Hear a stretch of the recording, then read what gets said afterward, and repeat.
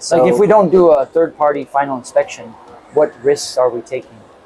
if you don't do a final inspection. Correct. The problem is that if your factory produces all the goods and then they load them into the container, once they get overseas to your distribution center or warehouse, whatever it may be, there's really nothing that you can do about it if there's a problem. So if you're in the US or Europe or wherever and you're opening up your goods and there's a problem,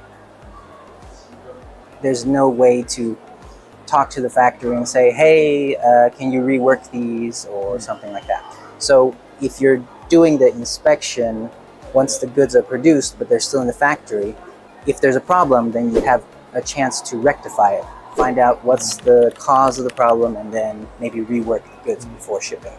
So if you don't do a third-party final inspection, there's just a higher risk that there are major and minor defects. Right. But you won't find out about them until it's too late. Exactly. Yeah. Hi, my name is Chris. Do you need help with quality control in Vietnam? Or perhaps you just want to talk to a person that can be trusted and unbiased?